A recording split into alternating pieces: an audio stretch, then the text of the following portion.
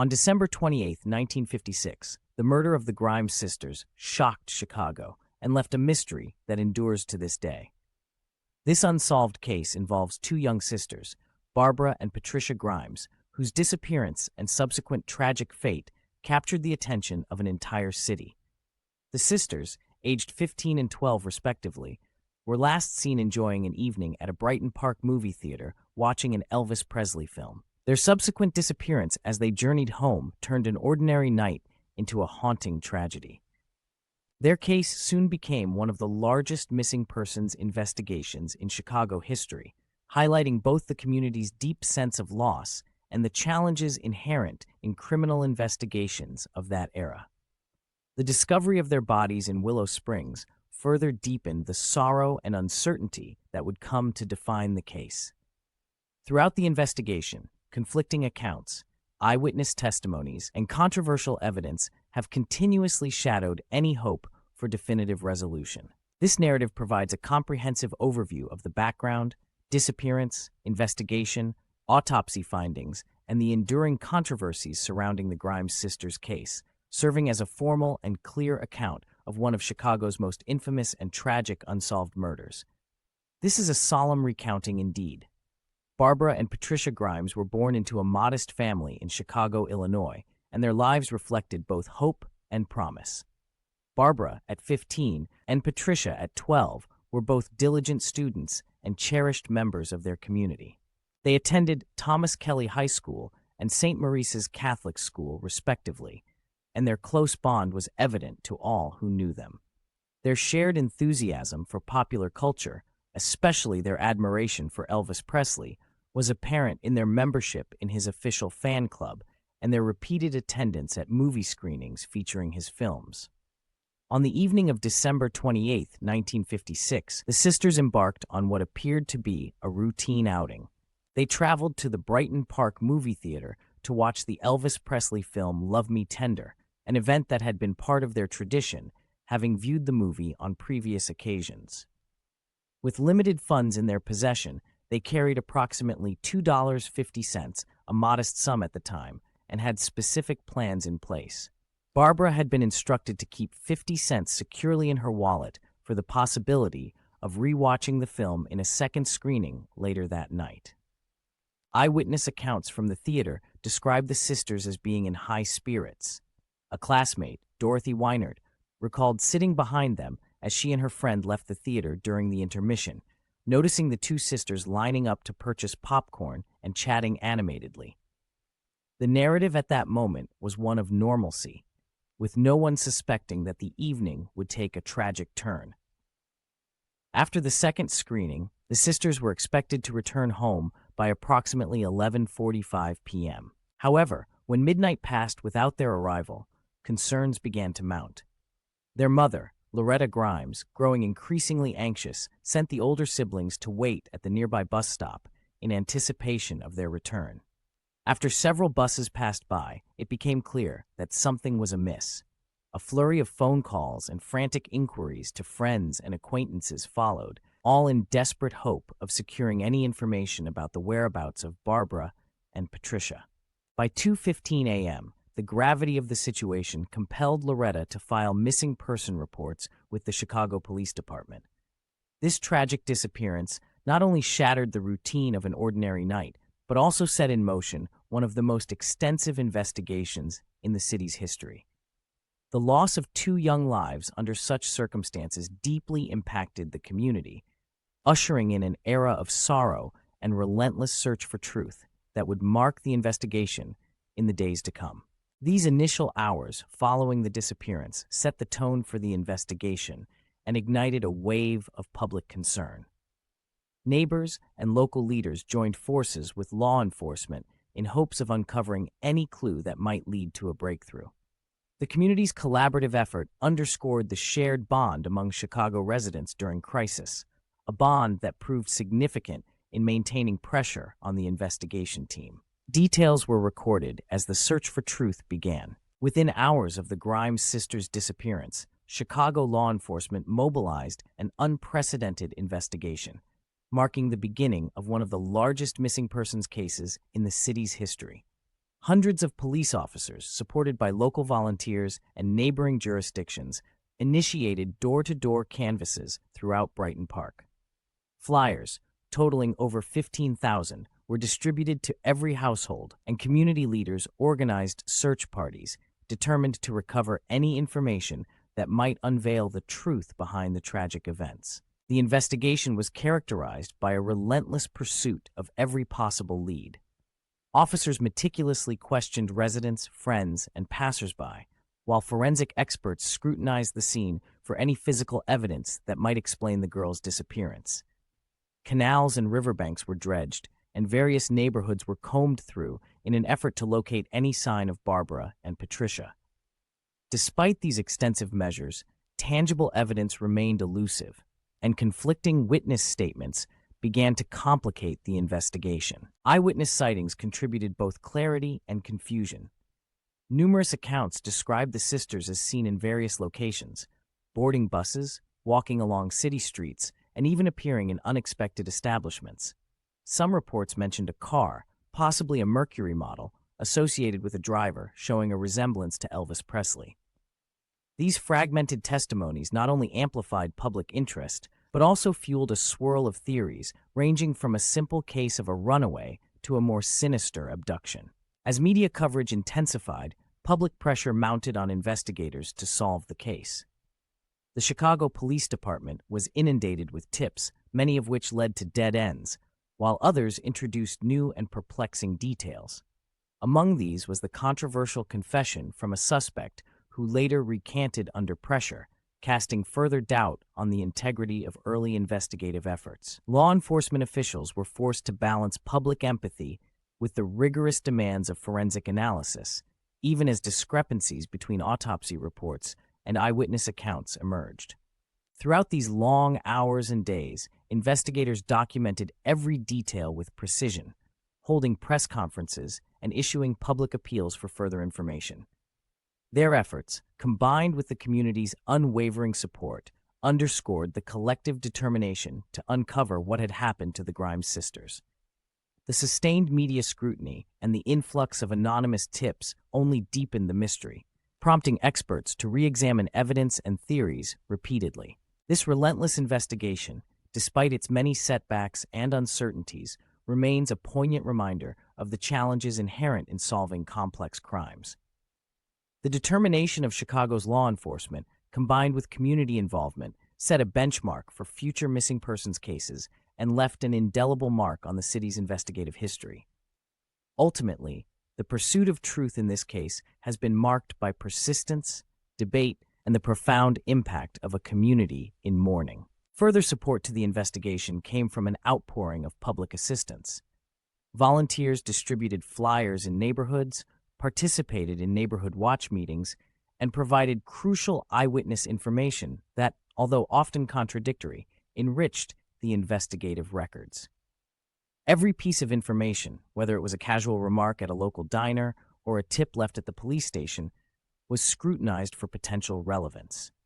Forensic experts worked alongside detectives, re-examining each lead, no matter how insignificant it may have seemed at first glance. The relentless efforts of law enforcement reflected their commitment to justice, while the community's contributions illustrated a collective desire to restore peace to a city gripped by uncertainty. This determination exemplified the spirit of Chicago in the face of tragedy, reinforcing that no stone would be left unturned in quest to solve mystery of the Grimes sisters' fate. Over time, these coordinated efforts became a testament to a community united against adversity. On January 22, 1957, the grim reality of the Grimes sisters' fate was revealed when a construction worker, Leonard Prescott, discovered their bodies along a deserted country road in Willow Springs. As he drove along German Church Road, Prescott noticed what he described as flesh-colored things near a guardrail. Initially, he suspected they might be mannequins, but upon a closer inspection with his wife, the horrifying truth became apparent. The bodies, left in the cold and exposed environment, sent shockwaves through an already devastated community. At the crime scene, the arrangement of the bodies provided chilling clues. Barbara's body lay on her left side with her legs drawn slightly upward, while Patricia's form was positioned on her back, her body partially covering her sister. The placement rejected any notion of a hasty, accidental death. Instead, it suggested a deliberate and calculated act. Environmental details, such as the thin layer of ice encrusting their bodies, played a critical role in understanding the timeline and the circumstances surrounding their deaths. Forensic pathologists conducted exhaustive autopsies on the bodies the day following their discovery. 3 experienced examiners spent 5 hours each scrutinizing every detail. Their investigations determined that both sisters had likely died within approximately 5 hours of their last confirmed sighting at the movie theater. The cause of death was attributed to secondary shock resulting from exposure to severe cold, although no immediately fatal wounds were present. Many injuries, such as puncture-like marks found on Barbara's chest and blunt force trauma on her head and face, were later suspected to be inflicted post-mortem by rodents. A significant controversy emerged from the autopsy findings when discrepancies were noted. While official reports concluded that the sisters died from shock and exposure, several experts argued that evident marks of violence pointed to additional trauma before their deaths. The identification process was painstakingly conducted by the family, with their father, Joseph Grimes, being brought to the scene to formally identify the bodies. These autopsy findings, coupled with conflicting interpretations of the evidence, deepened the mystery and cast long shadows over the investigation, leaving no aspect of the case free from doubt. In the days following the discovery, law enforcement and forensic teams worked tirelessly to reassemble the sequence of events that led to the girls' deaths. They analyzed every piece of evidence collected at the scene, reviewing photographs, environmental conditions, and the placement of the bodies with rigorous detail. Despite the clarity provided by modern forensic techniques, the autopsies generated more questions than answers. Disagreements among experts regarding the timing and nature of the injuries fueled further debates within the investigative community. Such controversies underscored the limitations of forensic science at the time and highlighted the urgent need for methodological improvements in future cases. The grim discovery and subsequent autopsy findings set the stage for an investigation mired in conflicting interpretations, leaving investigators, family members, and the public to grapple with the haunting reality of an unsolved crime. Throughout the investigation, several suspects emerged, each adding layers of complexity to the case. One primary suspect was Edward Bedwell, a drifter with a history of questionable behavior. Initially, Bedwell's alleged confession to having been involved in the crimes generated significant public attention, yet subsequent evidence and his own recantation weakened the case against him. His whereabouts during the critical time and conflicting eyewitness reports raised doubts about his involvement, prompting investigators to explore other possibilities. Another figure in the investigation was Max Fleig, a 17-year-old who, despite being limited by the legal protections afforded to minors, was implicated through an unofficial polygraph test. Although Fleig's confession was recorded during this informal examination, the admissibility of such evidence was heavily disputed, leading to his eventual release without charges. His short-lived involvement underscored the difficulties faced by investigators when dealing with juvenile suspects. A third controversial figure was Walter Kranz, a 53-year-old self-proclaimed psychic whose cryptic communications and handwriting analysis once led some officials to consider him a person of interest. Kranz's claims, often dismissed as the ramblings of a troubled mind, nonetheless influenced public opinion and added to the swirling pool of theories circulating in the wake of the crime. Eyewitness testimonies further complicated the narrative. Multiple reports detailed sightings of the sisters in various locations, sometimes even linking them to an unidentified Mercury vehicle and a driver bearing an uncanny resemblance to Elvis Presley. These scattered accounts fed into divergent theories, with some observers suggesting that the sisters had run away, while others maintained that abduction and assault were more likely. The discrepancies between these accounts and the autopsy findings fueled heated debates among experts and within the community. Media coverage played a pivotal role in shaping perceptions of the case. High-profile appeals, including televised statements and radio pleas, some even voiced by Elvis Presley, heightened public scrutiny and led to an influx of anonymous tips. However, many of these leads resulted in dead ends or conflicting information.